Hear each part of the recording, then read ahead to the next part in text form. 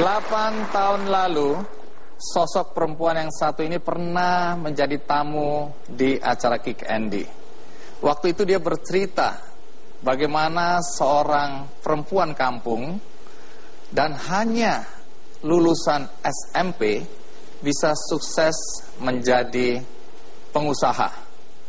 From zero to hero.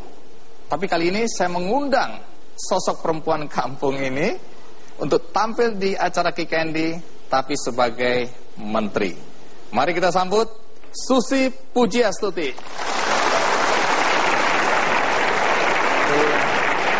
Terima kasih Bu Susi, silakan duduk. Bu Susi, apa kabar? Baik. Dulu kan saya mengundang Anda di Kick Andy, menceritakan kisah hidup Anda ya. Dari anak yang cuma lulusan SMP, berjuang keras, bekerja keras, kemudian sukses. Kali ini sebagai menteri.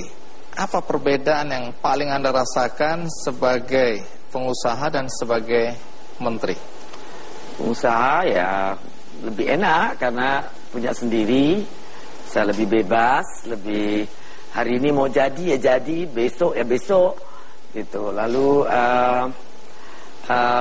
lebih mudah karena tidak banyak singgungan dengan berbagai kepentingannya cuma perusahaan dan saya.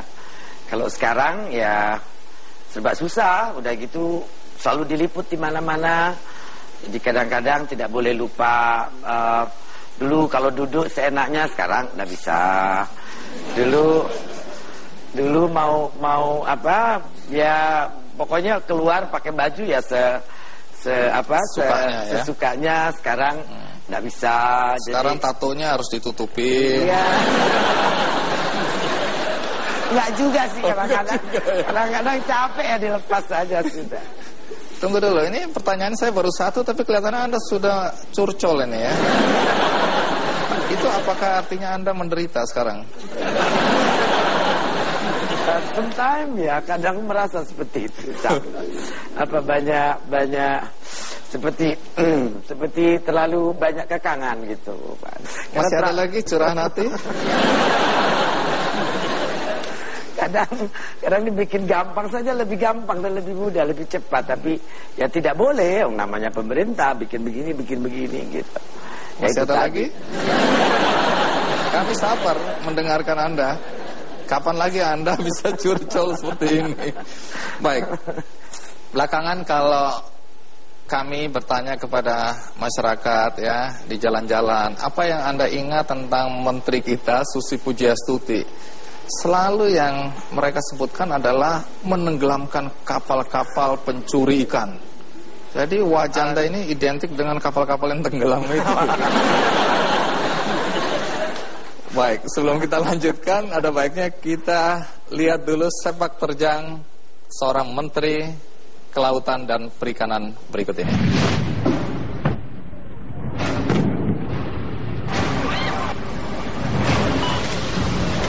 Dan kita sangat serius untuk terus menegakkan kedaulatan di Laut Indonesia, Charles Stefan Jaya Mai. Kebijakan penenggelaman kapal pencuri ikan ini banyak membuat orang tercengang dan kaget. Kebijakan Menteri Kelautan dan Perikanan Susi Pujiastuti yang tegas tanpa kompromi memicu kontroversi karena dinilai lebih berani dari pejabat sebelumnya. Namun seiring berjalannya waktu dan ketegasan serta konsistensinya Susi Pujiastuti dalam memerangi para pencuri ikan itu, akhirnya banyak dukungan dari masyarakat. Paling hebat sebetulnya efek jerah, tenggelamkan, dan itu undang-undang ada.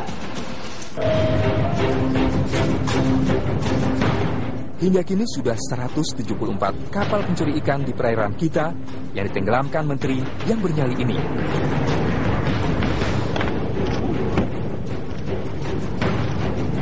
Langsung padam.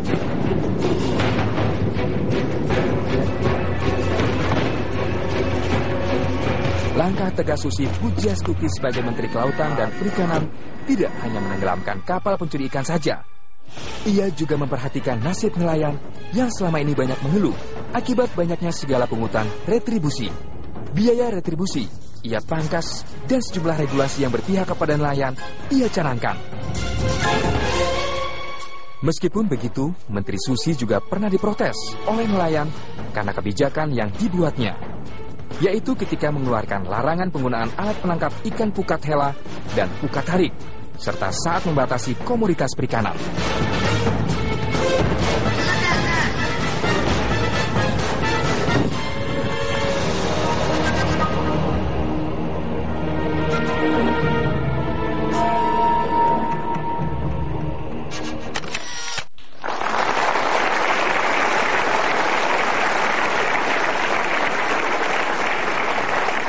Mau berapa banyak lagi kapal yang Anda tenggelamkan? Setiap kali ada pencuri ikan ketangkap, kita harus tenggelamkan. Karena itu amanah undang-undang, bukan maunya saya loh, Pak Andi. Itu amanah undang-undang. Berkaitan dengan tenggelam-menenggelamkan ini, katanya dulu sebenarnya sudah dilakukan. Jadi pada pemerintahan yang lalu itu banyak juga kapal yang ditenggelamkan, tetapi dilakukan diam-diam katanya. Karena ini berkaitan dengan hubungan baik antar negara. Sementara di zaman Anda itu diekspos, bahkan cenderung besar-besaran. Tujuannya apa sih? Tujuannya untuk deterrent effect, untuk supaya orang itu jerah dan tahu bahwa kita tidak main-main. Pak Andi, Indonesia itu sangat luas. Sebesar apapun kemampuan patroli kita dengan 5.800.000 km persegi, tidak mungkin kita bisa menutup pintu sampai nol sama sekali kalau kita juga tidak dibantu dengan deterrent effect. Dekade terakhir Indonesia itu di laut hampir tidak ada aturan. Semua hampir banyak ribuan kapal-kapal asing itu menjara laut kita. Dari Natuna sampai ke arah Furu sana. Yang punya izin hanya 1/10-nya itu berdasarkan pengakuan daripada para godfather yang memang mengageni atau menjadi fronter daripada kapal-kapal asing ini. Tapi kita bicara baik-baik dengan semua dubes. Seminggu setelah saya menjabat menteri, saya panggil dubes-dubes negara tetangga, dari semua, dari Malaysia, dari Thailand, dari China, Vietnam. Apa yang Anda sampaikan? Saya bilang Excellency, saya bilang Indonesia ini sangat besar lautnya, tapi ekspor kita sangat kecil. Dan nelayan kecil dari 10 tahun terakhir turun dari 1.600.000 tinggal 800.000. Kemudian ada 115 eksportir juga bangkrut karena tidak ada bahan baku. Semua hilang karena di tengah diambil. Tapi banyak kita tidak lihat, tidak tahu, karena mereka memang semuanya dilakukan di tengah laut.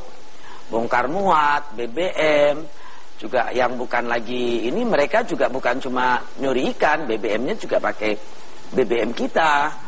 Dan ya saya bilang sama duta besar ini, saya bilang Excellency, apalagi I don't have enough education to support my job. Jadi pendekatan itu ya, efektif. saya bilang, so I will need all your assistance. Saya bilang, would you mind if I bother you 24 hours a day? Kalau kita nanti mulai mengeraskan penegakan aturan ini dengan undang-undang tahun 2009 nomor 45 bahwa kita akan tenggelamkan setiap kapal yang tertangkap. Reaksi mereka? Mereka setuju semua buat press conference setelah itu dan menyetujui bahwa IUU fishing itu, illegal fishing itu bukan cuma persoalan Indonesia, tapi persoalan banyak negara.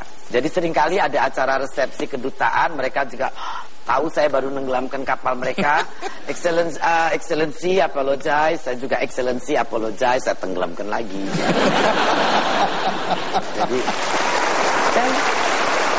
Jadi setelah Anda menenggelamkan 150 satuan kapal, hubungan diplomasi Anda dengan para dubes-dubes itu masih baik? Masih, kita sedang menyelesaikan beberapa persoalan dengan pemerintah mereka. Itu tidak ada dusta di antara Anda dan mereka ya? Saya tidak ada dusta, saya tidak tahu kalau yang lain ada dusta Pak, tapi saya tidak.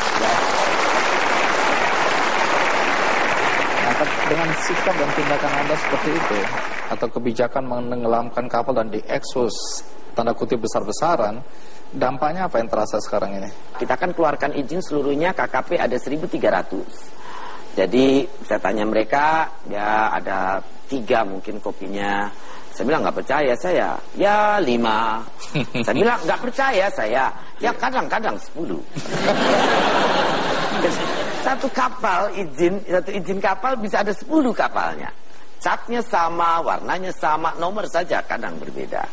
Ya itulah deterrent effect yang Pak Jokowi inginkan. Jadi istilahnya orang udah takut duluan gitu. Dan sekarang masih ada, ya kita tangkap tahun ini, kalau tidak salah besok ini awal bulan kita akan tenggelamkan 30-an. Jadi masih ada rencana lagi nih? Ya, cuma tidak seperti dulu, Pak Andi. Kalau dulu tuh seperti biasa, mereka pakai bendera Indonesia. Lalu tukang cuci piringnya orang Indonesia disuruh terima radio dari kapal patroli. Jadi kalau ditanya, ya ini kapal Indonesia. Gitu. Jadi modus ini Anda sudah tahu dari dulu karena memang Anda bergerak di bidang perikanan. Iya. Nah, ada yang bilang, Bu Susi sih beraninya sama kapal-kapal kecil aja. Kapal besar dong tenggelamkan. Kan sudah kemarin yang Viking. Pak, ya. Viking itu kapal terbesar. Ya, bobot matinya berapa? Kemarin kalau tidak salah 1.200, Pak. 1.200. Baik, menarik karena kapal itu Anda tenggelamkan bukan tenggelamkan seluruhnya. Anda tenggelamkan separuh aja. Apa maksudnya? Untuk monumen. Untuk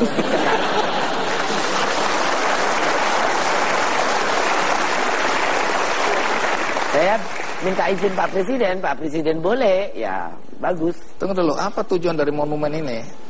Untuk pelaku jerah. Jadi kalau mereka lewat situ masih ada bangkai kapal yang... Ya, dan saya ingin untuk membuat museum di situ, sebuah museum supaya negeri kita, bangsa kita, semua anak-anak generasi yang akan datang belajar bahwa illegal fishing itu sangat merugikan negara dan sangat merusak. Panjang jaringnya juga kilometeran, bukan 1.000 meter, 2.000 meter. Itu kalau tidak salah panjang talinya 77.000 meter. 7 kilometer, ya. Panjang sekali. Ya. Apa dampaknya kalau panjang? Tuh, jadi dia apa saja dia garuk. Dan itu merusak semua ya. Merusak karang-karang ya. Baik, menarik ya. Baru-baru ini terjadi konflik ya di Laut Cina Selatan berkaitan dengan kapal patroli dari Kementerian Kelautan dan Perikanan yang mengejar tanda kutip nelayan atau perahu nelayan atau kapal nelayan yang diduga mencuri ikan di daerah atau wilayah kita. Kemudian terjadi insiden. Nah, nanti Anda jelaskan apa yang terjadi karena ini dari pihak Tiongkok ngamuk berat ini karena Anda menahan kapal mereka dan kemudian menangkap awak kapal. Kapalnya tidak ditahan. Ya, waktu itu lagi diseret tapi terlanjur ditabrak. Ya, makanya insiden ini menarik untuk diketahui secara jelas karena banyak orang menduga-duga bahwa memang kitalah yang salah.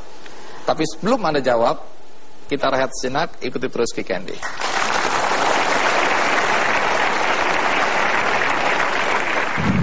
Kalau karena illegal fishing negara marah sama kita dan memutuskan hubungan baik, berarti negara tersebut memproteksi dan berada di balik kegiatan IUU fishing.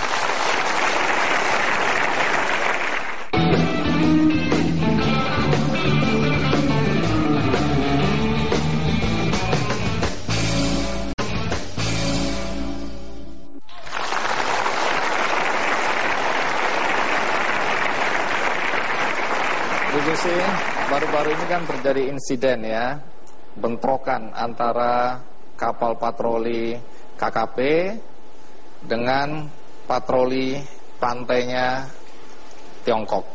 Bahkan katanya nanti Anda jelaskan ada tembak-menembak di situ. Insiden ini kemudian jadi pembicaraan di dunia, bukan cuma di Indonesia.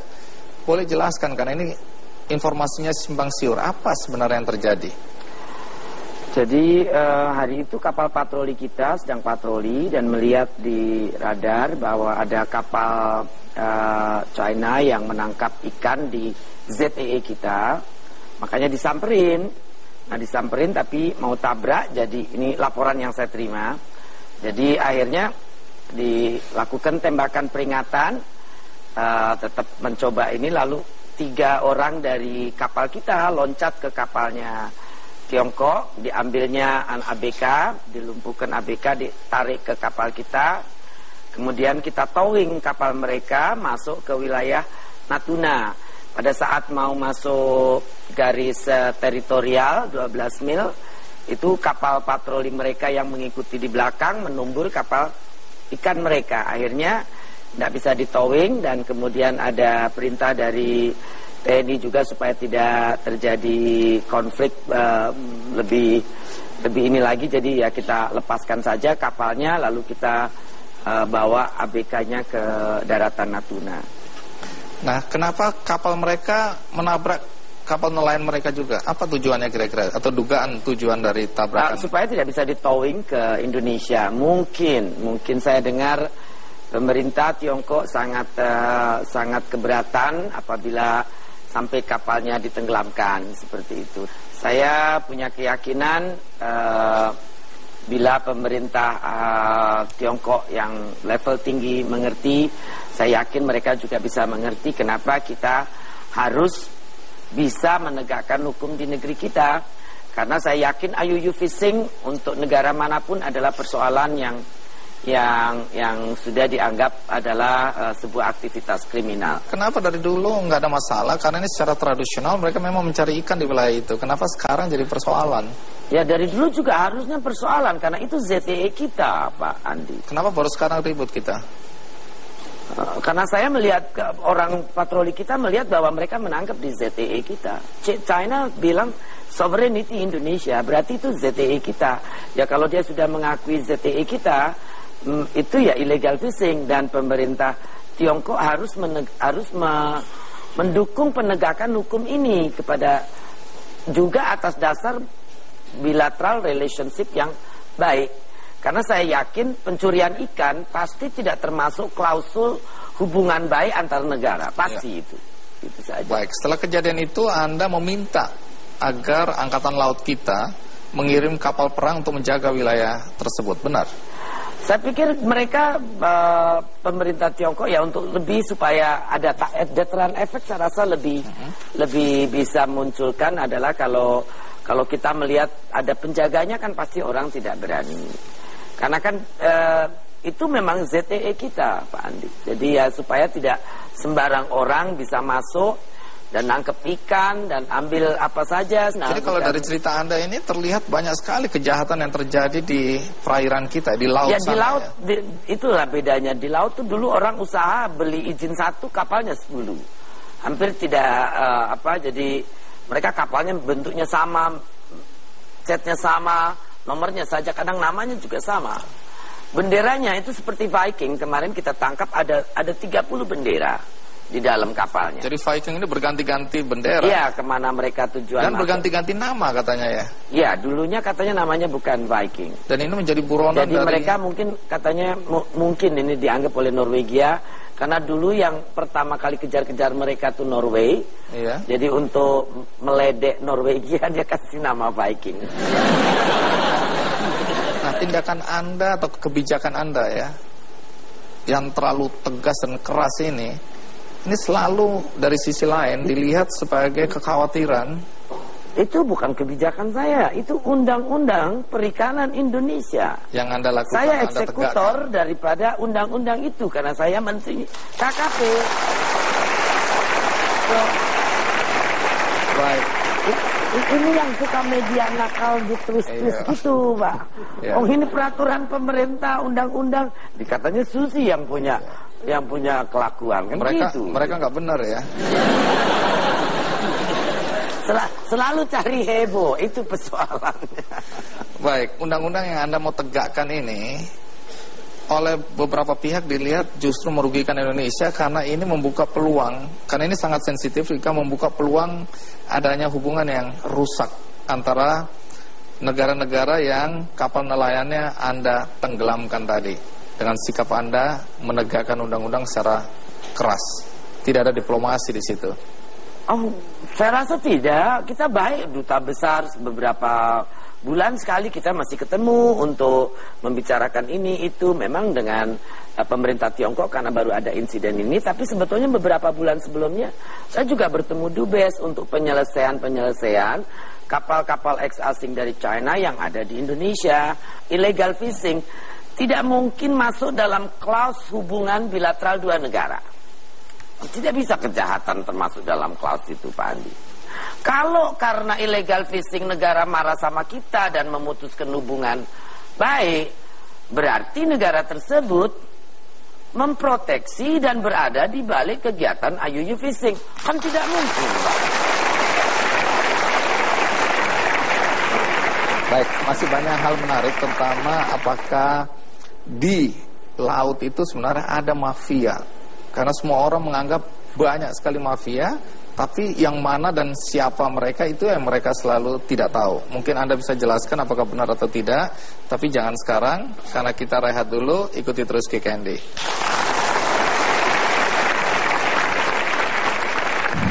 Apa ada orang Indonesia yang terlibat?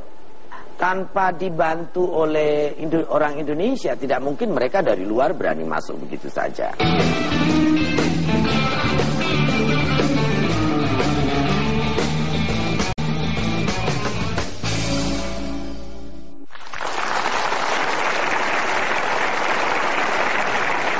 Itu sih, tadi kan Anda cerita banyak mengenai kejahatan-kejahatan di laut ya, berkaitan dengan pencurian ikan, penyelundupan, ada lagi perbudakan secara modern di atas kapal, kemudian ada penyelundupan manusia, human trafficking.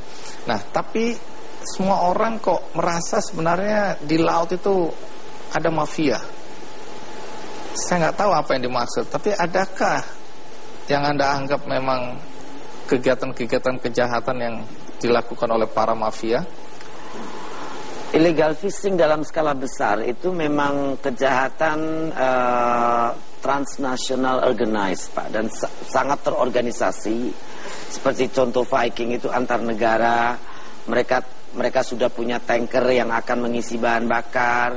Mereka juga tahu di titik mana logistik, karena mereka kan selalu menghindari negara-negara yang resmi, Pak. Jadi biasanya transshipment dilakukan di tengah laut, logistik juga di tengah laut, ikannya juga. Mereka dari beberapa interview itu mereka biasanya ikannya juga daratnya di mana sudah ditentukan. Ini yang besar sekali. Tapi ya Indonesia kalau terus dicuri oleh beribu kapal seperti itu, ujungnya ya itu tadi, dalam 10 tahun terakhir ya raw material tidak ada di Indonesia, sama juga. Apa ada orang Indonesia yang terlibat? Tanpa dibantu oleh orang Indonesia, tidak mungkin mereka dari luar berani masuk begitu saja. Bantuan apa yang dilakukan oleh Indonesia, orang-orang Indonesia? Dokumen-dokumen palsu, dari dokumen, falsifying dokumen, lalu influencing atau pengaruh, karena mereka kenal pejabat atau tokoh masyarakat atau beragam broker-broker itu. Ada yang diasosiasi, ada yang juga bekas pejabat KKP, ada juga bekas pejabat di militer dan lain sebagainya, macam-macam. Ini melibatkan orang-orang yang pernah jadi pejabat, tapi yang masih jadi pejabat menurut Anda ada influencing nggak? Ya ada juga, karena ini kan kesempatan. Sekarang misalnya kapal-kapal ini ingin kembali lagi melaut kan, tapi sebetulnya kita tidak bisa semudah itu, karena kebanyakan dokumennya itu kan ada falsifying dokumen. Falsifying dokumen berarti sebetulnya deletion bill of sale-nya palsu atau tidak betul, dan tercatat di dua negara.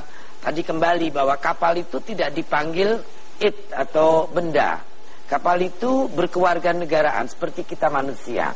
Karena apa? Karena kapal ini bisa menjadi carrier vehicle pelaku subversi, intervensi, terorisme, penyelundupan dan lain sebagainya untuk pencurian. Jadi kapal itu di dalam peraturan internasional itu dianggap sebagai person, sebagai dipanggil she atau her ya panggilannya ya she atau her, dia wanita. Dia wanita ya. Kenapa nggak dia laki-laki ya?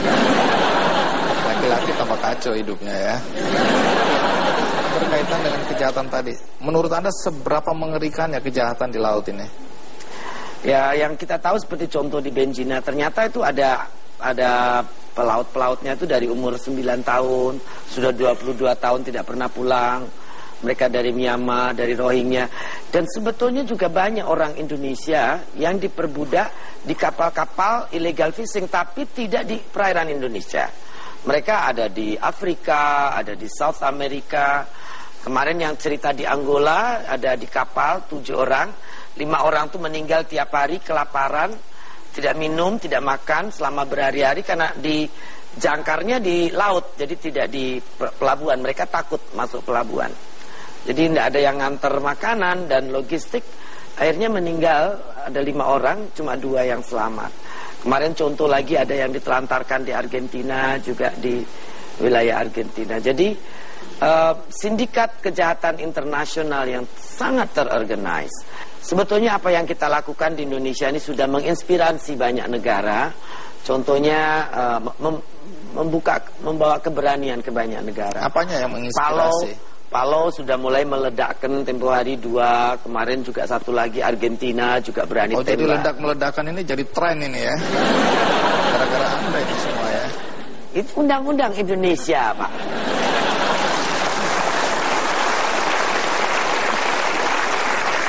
Kenapa saya selalu menuduh Anda ya? Ya semua, Pak, dianggap pencitraan lah. Jadi aneh, Indonesia kadang-kadang saya pikir kita nih seperti apa? Kadang-kadang enggak logik untuk saya. Kita menegakkan undang-undang dibilang pencitraan. Kalau tidak melaksanakan undang-undang, apa itu yang benar? Ya memble. Jadi harus apa kan? Nah, persoalannya Pak Presiden ingin kita punya deterrent effect apa yang kita lakukan. Ya harus kita buat sensasi kan, harus kita buat kelihatan bagaimana mengerikannya penenggelaman itu, peledakan kapal untuk ditenggelamkan. Jadi ya memang kita profiling, tapi pencitraan di sini untuk membuat jera para pelaku. Ada yang bilang sayang betul kapal-kapal yang diledakkan. Kalau yang bagus-bagus dipilih kemudian disita untuk negara kan bisa dimanfaatkan. Sudah dulu ada banyak contoh di Pontianak. Kita ada 12 atau 14 kapal penuh di kolam kita, sampai tumbuh pohon pisang dari dalam kapal itu.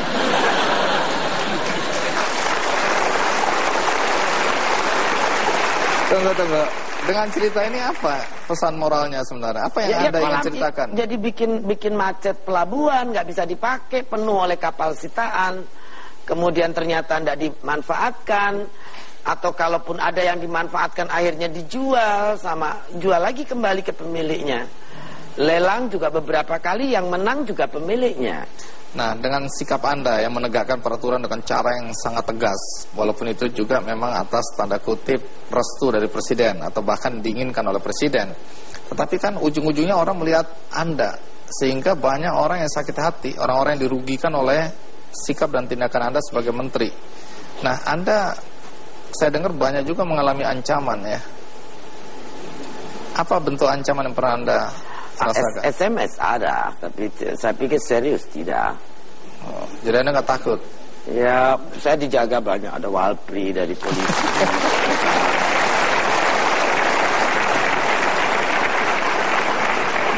Pemerintah kasih penjagaan. Baik. Tapi Anda dulu pernah diancam mau disantet juga. Iya, SMS itu ada. Oh, itu santet. 7 turunan. Oh, 7 turunan Anda mau disantet. Jadi nggak cukup Anda ya, sampai 7 turunan mau disantet ya. Semua. Siapa itu orangnya? Ada aja. Mungkin orang yang jengkel saja. Kalau nggak stres saja.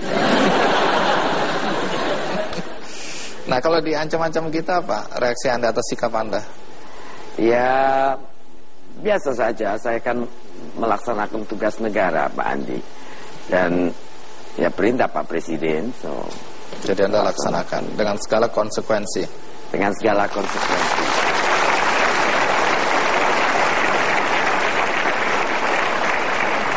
Sebagai menteri, apa tantangan terberat yang dihadapi oleh Ibu Susi Pujiastuti? Ikuti terus Kick Andy.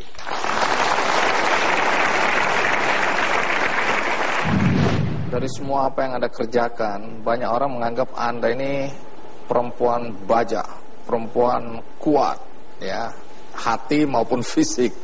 Tapi sebagai manusia pernah nggak merasa lelah, terutama jadi menteri ini?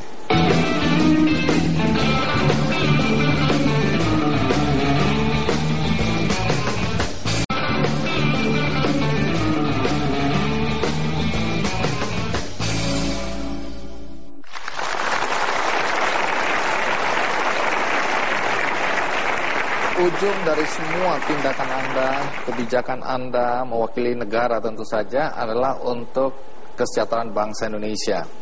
Nah, boleh diceritakan sedikit apa saja ya perubahan yang sudah bisa dirasakan atau bisa dilihat dengan berbagai kebijakan yang Anda lakukan di kementerian Anda? Kalau dari laporan lapangan itu banyak, terutama wilayah-wilayah yang dulu banyak illegal fishing. Sekarang ini ikannya luar biasa. Sabang contohnya dulu biasanya 1 hari 1 ton. Pak Wali Kota cerita sekarang paling tidak 20 tonan setiap hari. Merauke yang tahun 2013 hanya 2000 ton, tahun 2015 menjadi 4.000 ton, dan tahun 2000 naik 100%. Ya, 2015 6.000 ton. Lalu naik lagi sampai 6.000. Kemarin baru sampai bulan Maret dari data SKPM kita itu naik menjadi 3.000. Baru 3 bulan sudah 3.000-an ton. Dan banyak wilayah Tahuna, kemudian wilayah Gorontalo yang tadinya tidak pernah lihat ikan tuna besar, sekarang mereka lihat ikan tuna besar. Itu dampak yang terlihat sekarang ini ya? Ya, karena ribuan kapal sudah tidak ada di sini lagi, dan saya dengar dari Pak Menteri ESDM kita juga menghemat 37% bahan bakar solar yang selama ini diperjualbelikan secara ilegal di lautan. Ya, jadi mereka curi juga pakai minyak kita untuk curi ikan. Indonesia baik sekali. Ya. Itu berkaitan dengan perjuangan Anda untuk nelayan, untuk bangsa kita. Lalu apa lagi yang Anda lakukan untuk membantu nelayan-nelayan kita? Anggaran KKP itu kita pakai sekarang 80% untuk stakeholder kita, baik untuk bikin 3.000-an kapal untuk nelayan, kemudian budidaya juga kita, kalau tidak salah direktur budidaya, dirjen kedirjenannya dapat hampir 1,5 T untuk dari mulai KJA, bibit ikan, bibit agar-agar, kemudian pesisir, untuk konservasi, juga BPSDM kita akan tambah beasiswa untuk anak-anak nelayan, sekolah di Politeknik Perikanan, dan kita juga akan bangun 10 Politeknik Perikanan. Kita akan percepat pembangunan integrated di 15 pulau terluar. Jadi dari mulai Tahuna, Morotai, Saum Laki, Merauke, Timika, sisi luar dulu kita bangun, NTT, kemudian juga Sabang. Kita bangun integrated dari mulai kapal tangkap, cold storage, mesin es. Apa yang mau dicapai dari semua perencanaan ini? Peningkatan kuantitas, yang mana sekarang memang sebetulnya juga sudah meningkat. Pertumbuhan ekonomi perikanan kita tahun 2015 dan kuartal terakhir kemarin tahun 2016, kuartal pertama 2016 belum keluar, tapi yang akhir 2015 itu 8,96%. Data BPS. Itu pertumbuhan yang luar biasa.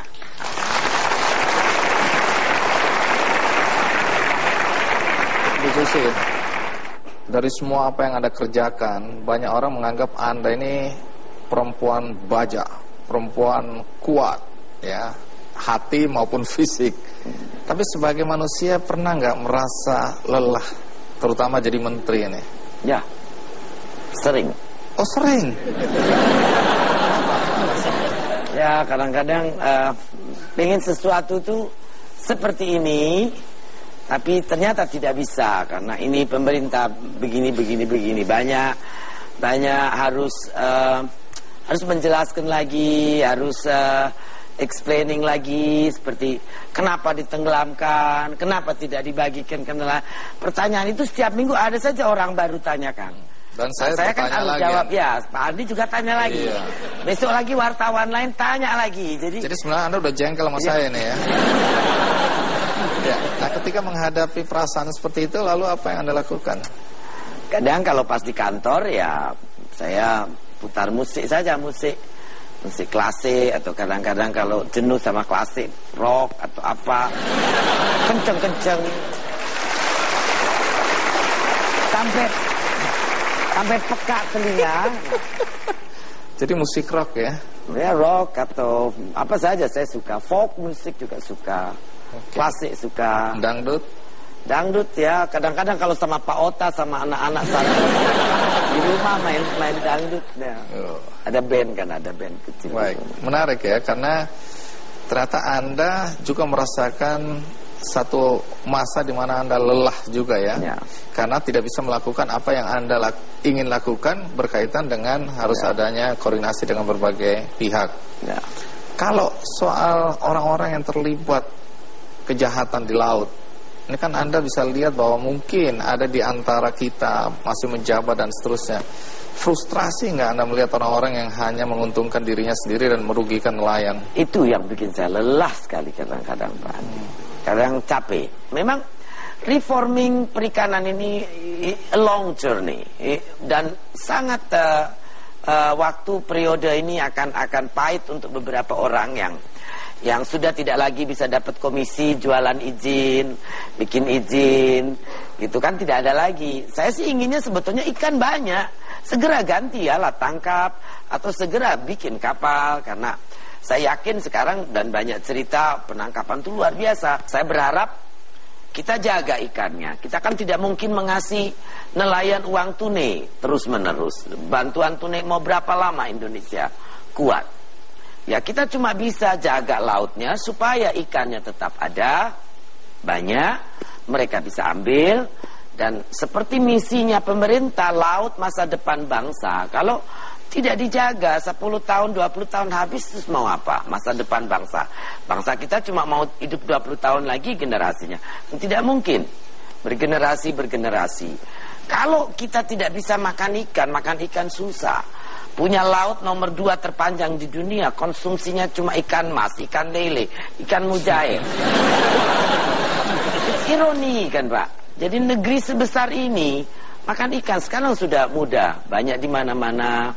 Harga ikan juga turun, menyumbangkan deflasi pada saat semua harga komoditi inflated.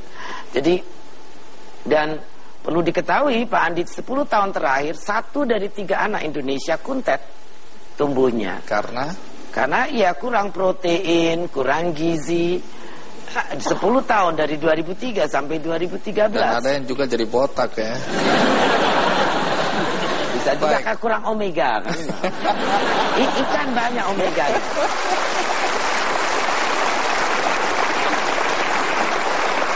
Dengan gaya Anda memimpin seperti sekarang, saya masih penasaran. Waktu pertama kali Pak Jokowi minta Anda itu, apa yang dilihat dari Anda ya? Ya Bapak tanya sama Pak Jokowi dong. Oh iya. Mana saya tahu isi hati dan kepala Pak Presiden. Tapi waktu ketemu Anda apa yang dia omongin? Kan Anda pasti kaget-kaget juga dan katanya Anda bilang, Pak, saya ini orang gila, kenapa dipilih? Nah, beliau bilang saya perlu orang yang gila.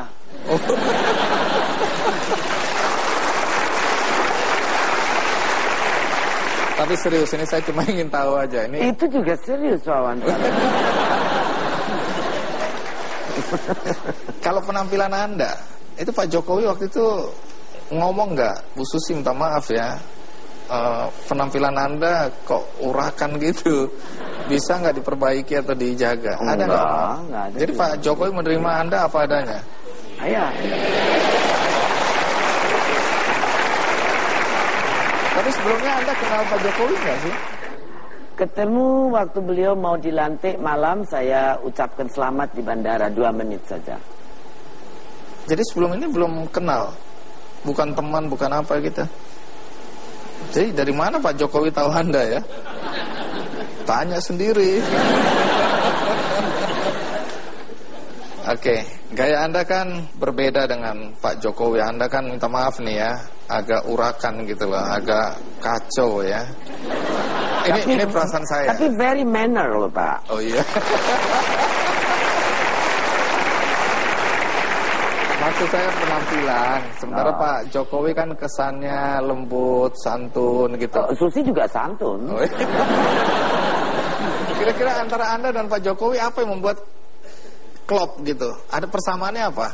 Saya pikir Pak Jokowi orang yang very sincere. Saya juga sincere. Dan beliau honest. Saya juga orang honest. Dan keberpihakan kepada kebanyakan. Kepada orang kebanyakan. Saya rasa kita di situ sama Pak. Walaupun background berbeda. Beliau, saya juga orang Jawa seperti beliau. Cuma saya besar di jalanan bedanya. Hah? Saya besar di berbagai culture, jadi ya tidak halus seperti beliau, tapi manner tetap manner, santun saya sangat santun, dan sangat gentleman saya tidak pernah. Baik, pada usia 12 tahun ibunda Anda kabur dari rumah. Ya. Kemudian tinggal di kesusteran. Ya. Tapi justru Anda mengagumi nilai-nilai yang ada pada ibu Anda. Ini menarik. Anda ceritakan kenapa kabur dan nilai-nilai apa yang Anda warisi dari ibu yang Anda kemudian terapkan dalam kehidupan Anda. Tapi kita lihat dulu. Pastikan Anda masih bersama saya di Kick Andy. Kalau mau ngerokok harus lihat, pasti tidak boleh ada orang. Nanti difoto, nanti fotonya kemana-mana, ada ibu-ibu marah. Anak saya mengidolakan ibu. Sekarang dia pengen punya tato, nanti dia sebentar lagi mau ngerokok juga katanya.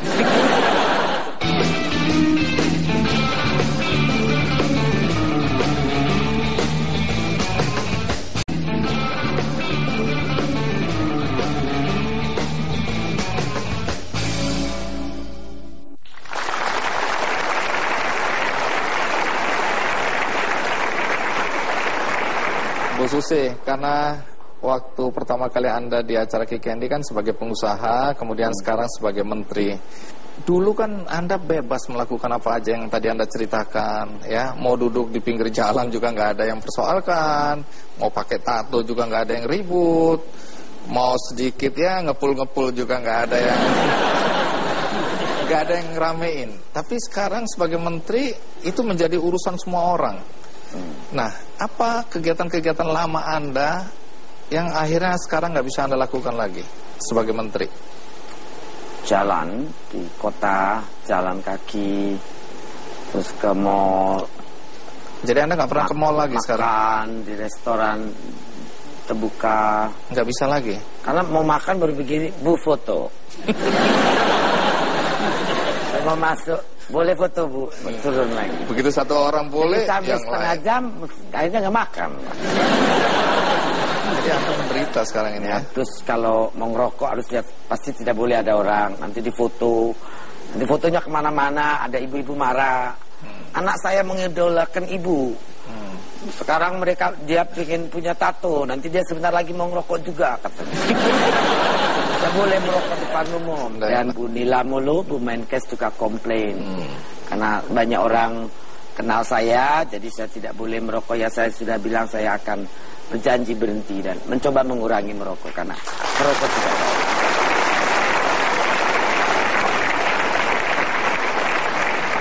Ini kembali lagi berkaitan dengan pendidikan. Banyak dulu orang meragukan lulusan SMP jadi menteri bisa apa. Faktanya sekarang orang-orang melihat bahwa Anda punya prestasi. Nah, berkaitan dengan pendidikan, apa korelasinya dengan sukses kalau menurut Anda? Karena banyak anak-anak juga merasa udah nggak perlu lagi sekolah tinggi-tinggi, SMP cukup. Kenapa? Bisa jadi menteri. Anda ini contoh buruk ini. Dari sisi itu setuju saya. Dan semestinya saya yakin menjadi menteri dengan ijazah cuma SMP itu tidak mudah. Dan 1001, mungkin 1.000.001. Artinya? Ya di seluruh kabinet yang cuma lulus SMP juga cuma saya Pak. Coba bisa diulang di kamera kepada anak-anak yang mengidolakan Anda dan mau berhenti sampai di SMP saja. Apa pesan yang Anda mau sampaikan? sekolah itu sangat penting, karena dengan sekolah Anda bisa belajar banyak sekali hal, dan sekolah juga diperlukan untuk menuju kita lebih mengerti tentang dunia pekerjaan dan dunia sekeliling Anda. Dan tidak mungkin dengan lulus SMP itu Anda bisa jadi menteri, karena apa yang terjadi pada saya itu hanyalah satu dari keajaiban, ya.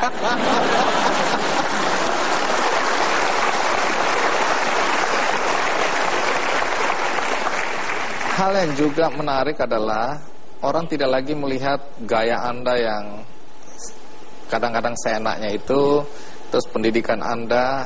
Banyak orang kalau ditanya apakah seorang Susi Pujiastuti ini mencerminkan semangat Kartini modern, banyak yang setuju. Kalau nggak percaya, mari kita lihat pendapat masyarakat berikut ini.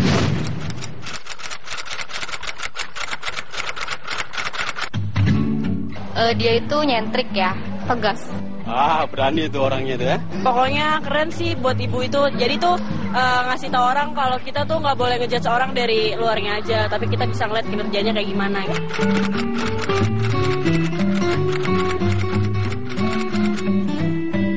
Dia itu berani sebagai seorang wanita itu untuk membakar perahu-perahu yang datang ke Indonesia. Itu kan itu udah salah satu prestasi dia. Berkurang yang penangkap ikan liar yang masuk ke perbatasan Indonesia. Yang saya tahu sih dia waktu itu dia pernah ngebantuin tsunami di Aceh. Yang saya tahu sih dia pernah ngeledakin kapal asing yang masuk ke wilayah kelautan Indonesia.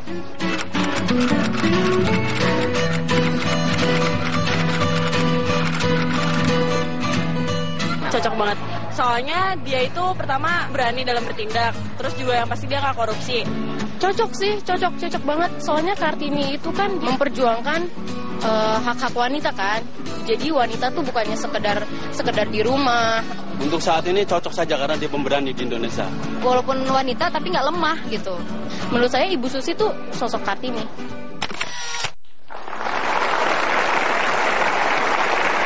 Anda dianggap membawa semangat Kartini di zaman modern. Silakan mau bantah, mau setuju. Terlalu berlebihan. Banyak contoh wanita lain yang lebih hebat.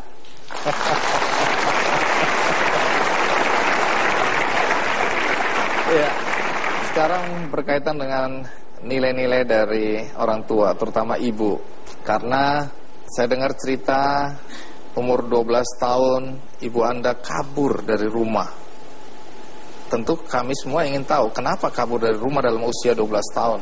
Waktu itu beliau disuruh kawin sama juru tulis keluarga yang usianya 30 tahun lebih tua dari ibu saya. 12 tahun? Iya. Disuruh menikah? Ya zaman dulu kan. Nah karena tidak mau, ya beliau naik, saya tidak tahu, ke jalan kaki atau naik bus, berangkat ke Sukabumi, tinggal di kesusteran di Sukabumi. Dari situ kemudian beliau ikut PMI Palang Merah sampai ke Bali, sampai akhirnya sekolah SGKP di Solo. Putri, ya, jadi makanya ibu suka dandanin pengantin, ya nyulam, jahit. Itu juga pelajaran yang saya dapat. Saya juga bisa bikin baju Anda sendiri. Bisa jahit? Ya. Anda bisa waktu jahit? gadis bikin baju sendiri, ya. Mana percaya orang. Oke, menurut sementara saya percaya Anda bisa jahit ya. Baik, jadi nilai-nilai apa yang Anda dapatkan atau Anda warisi dari ibu seperti itu? Kemandirian dan konsisten untuk mencapai goal, dan kerja keras. Dulu ada foto nih, Anda menggendong seorang wanita. Ibu saya. Oh, itu ibu Anda ya. Jadi benar apa yang disampaikan di media sosial bahwa itu adalah ibu Anda. Kenapa Anda harus gendong ibu Anda ini? Karena jauh, beliau jalan sudah agak susah. Jadi daripada diklat lalu rumput juga. Emang tidak ada orang lain di situ? Pada saat ibu saya yang harus gendong.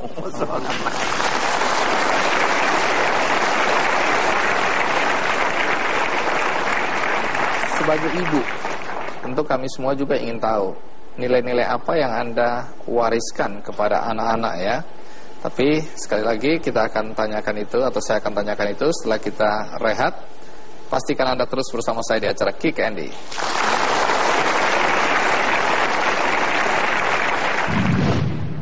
Kadang ada perasaan kosong seperti itu. Dan menyesal saya tidak di sana.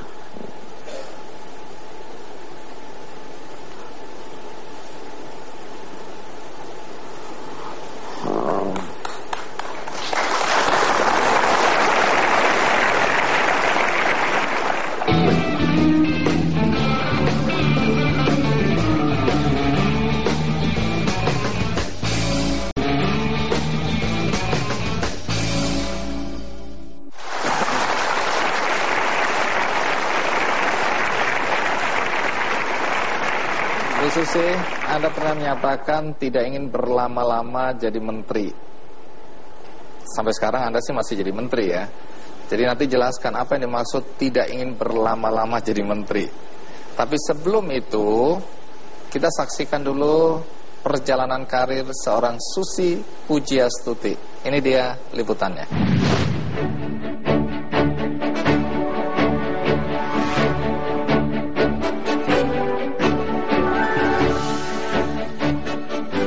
Susi Pujiastuti lahir di Pangandaran, Jawa Barat 51 tahun lalu.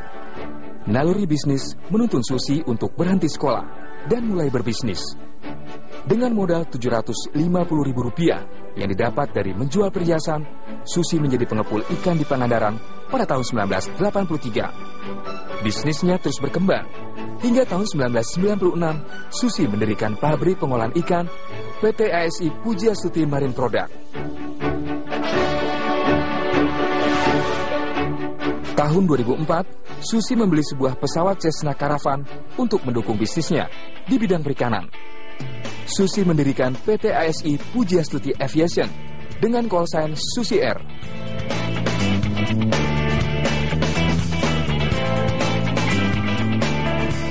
Susi juga menggunakan pesawatnya untuk membantu korban-korban tsunami Aceh 2004. Saat tingginya permintaan transportasi udara, Susi menyewakan pesawatnya.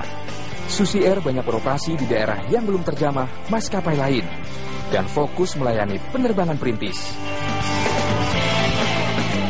Setelah ditunjuk oleh Presiden Joko Widodo untuk menjadi Menteri Kelautan dan Perikanan 26 Oktober 2014, Susi mundur dari jabatannya sebagai Presiden Direktur PT ASI Pujiastuti Marine Product dan PT ASI Pujiastuti Aviation untuk menghindari konflik kepentingan.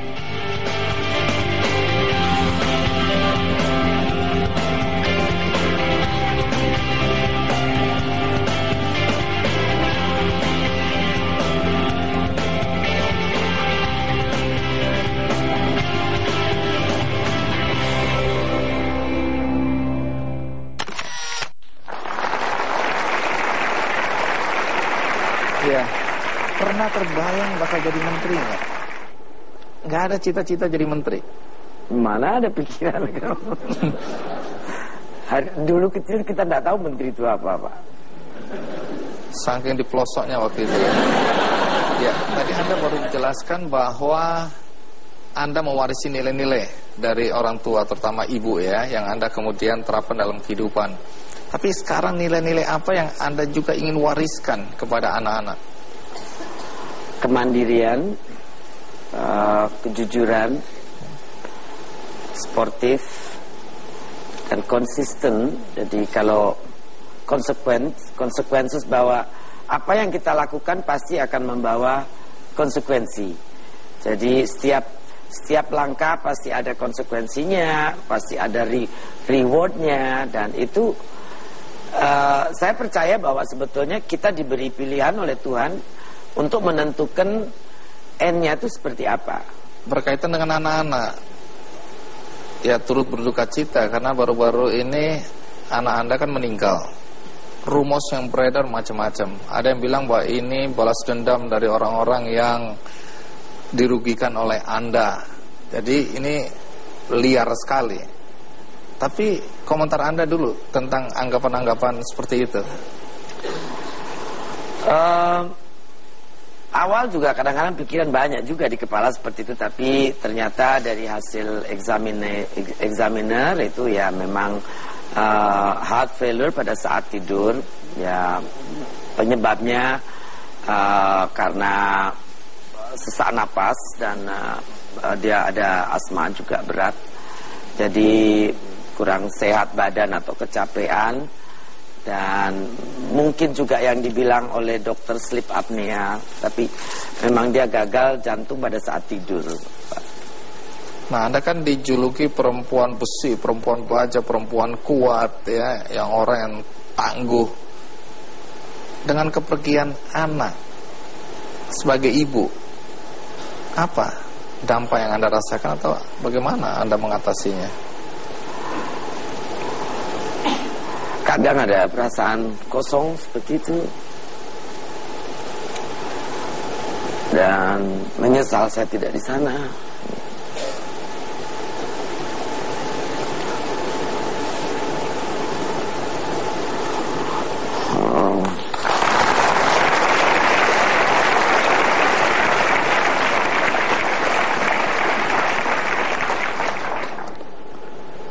Iya.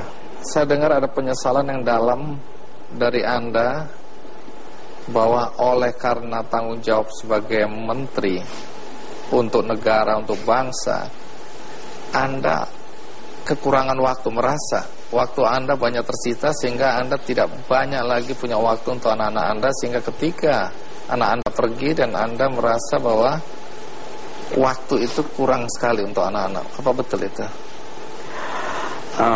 Kadang-kadang perasaan guilt itu selalu ada dari dulu karena saya banyak kerja, anak-anak saya tenteng kemana-mana, juga kadang-kadang terpisah dari teman-temannya, kadang-kadang ya.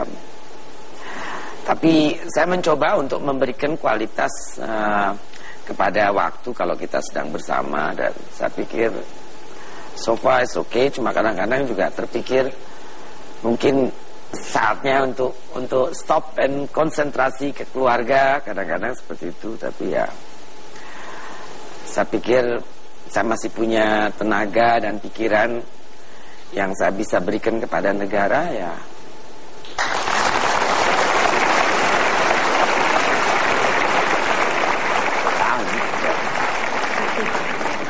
Setahun lalu Anda, silakan kalau mau nangis.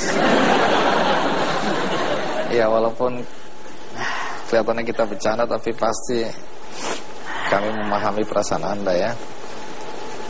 Setahun yang lalu Anda mengatakan tidak ingin berlama-lama jadi menteri. Pengertiannya apa itu ya?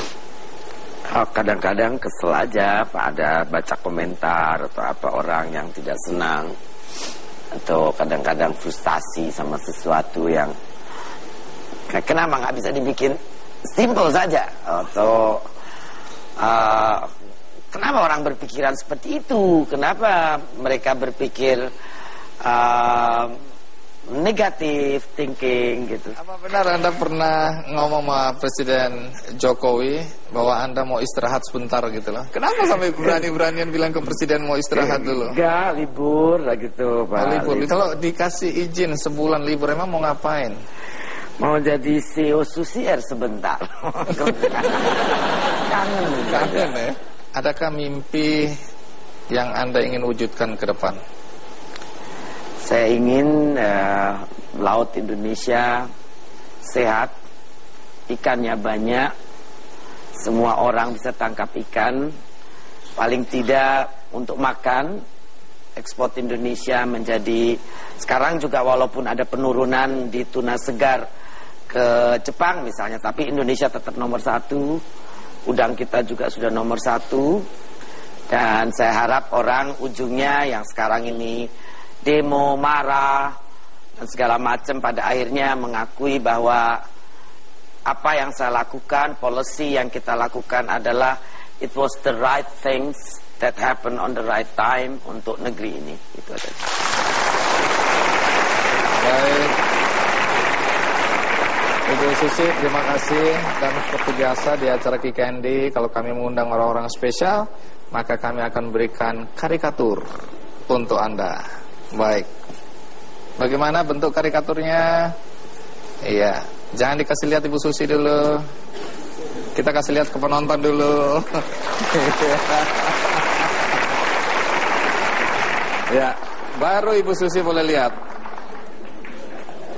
Iya.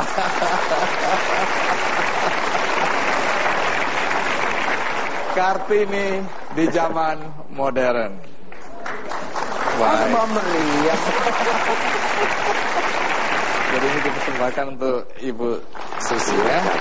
Sebelum kita akhiri Bu Susi, seperti biasa saya juga akan membagikan satu buku istimewa hari ini, Untold Story tentang Susi Pujiastuti. Ya. Dan penulisnya sebagai salah satu dari tim sudah ada di sini, yaitu Bobby PR. Boleh berdiri? Iya. Terima kasih untuk bukunya. Terima kasih. Supaya Anda lebih puas dengan kisah hidup Ibu Susi, maka ini akan saya bagikan satu-satu untuk Anda di studio. Karena selain buku, maka hari ini ada seperangkat alat-alat kecantikan, produk-produk kecantikan dari Esther House of Beauty untuk Anda semua yang hadir.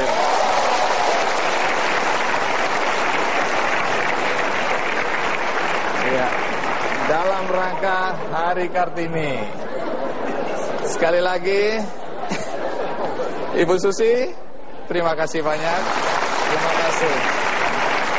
Baik, kita akan saksikan Dira Sugandi.